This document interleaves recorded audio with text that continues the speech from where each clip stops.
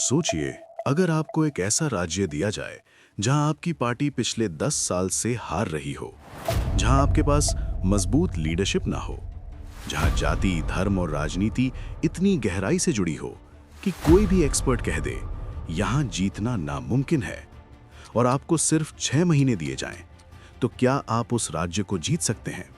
2013 में यही सवाल सामने था अमित शाह के, और जिस राज्य की बात हो रही थी वो था उत्तर प्रदेश, भारत की राजनीति का सबसे बड़ा मैदान।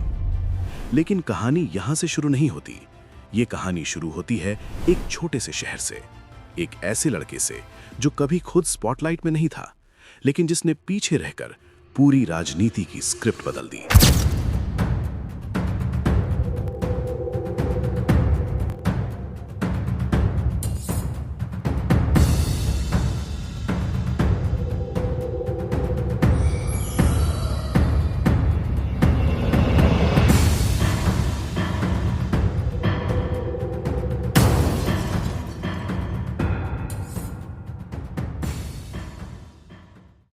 22 अक्टूबर 1964 गुजरात के मानसा में एक बच्चा जन्म लेता है। नाम अमित अनिल चंद्र शाह। एक साधारण बिजनेस फैमिली। पिता पीवीसी पाइप का काम करते थे। घर में कोई राजनीति नहीं, कोई बड़ी लेगेसी नहीं, बस एक चीज थी, नेटवर्क और ऑब्जर्वेशन की आदत। किशोर उम्र में शाह जुड़ते हैं आरएसएस से।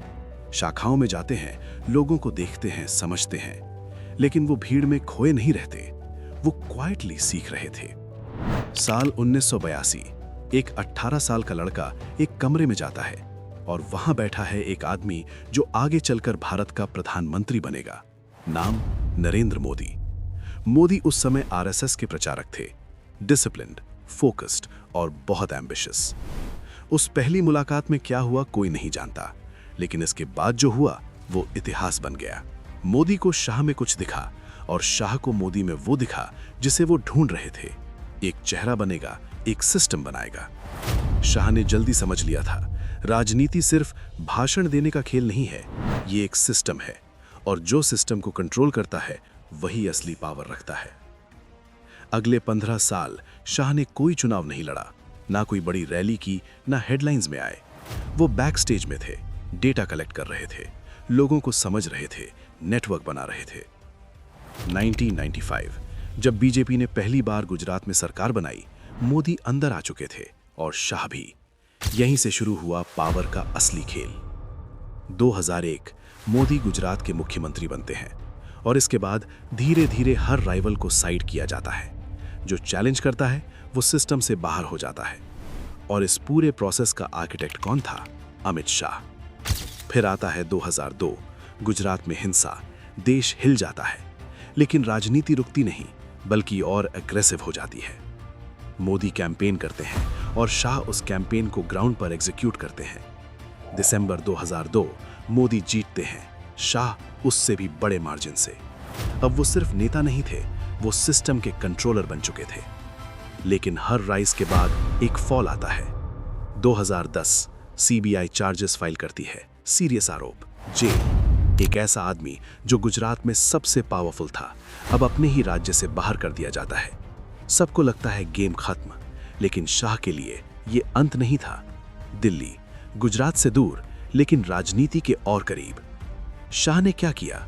उन्होंने पूरे भारत को स्टडी किया, राज्य दर राज्य, जाति समीकरण, voter behaviour, RSS network.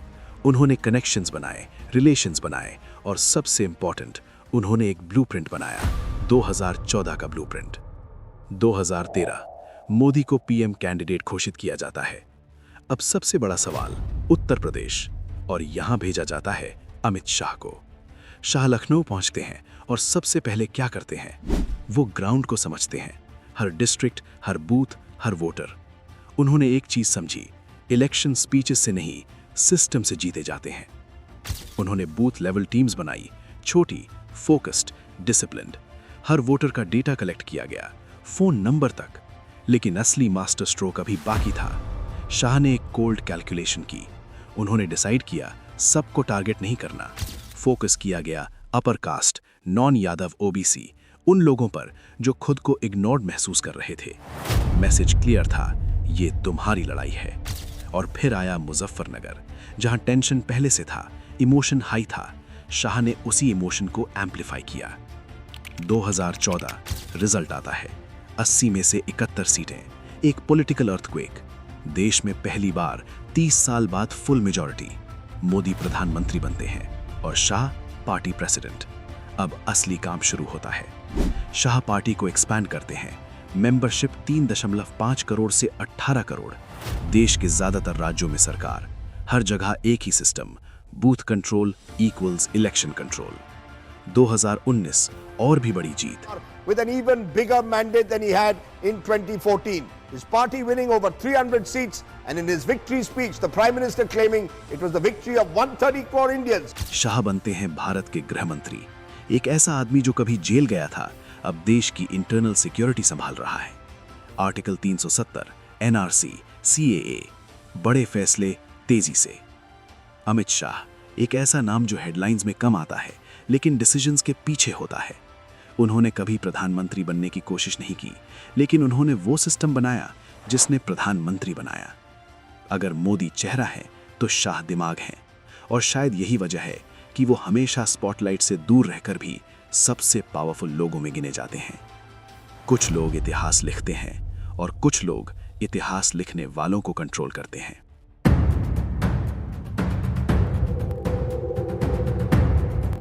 Congress को 10 से ज्यादा सीटें मिली हो, एक भी राज्य ऐसा नहीं है जहां कांग्रेस 2 आंकड़ों में पहुंची हो।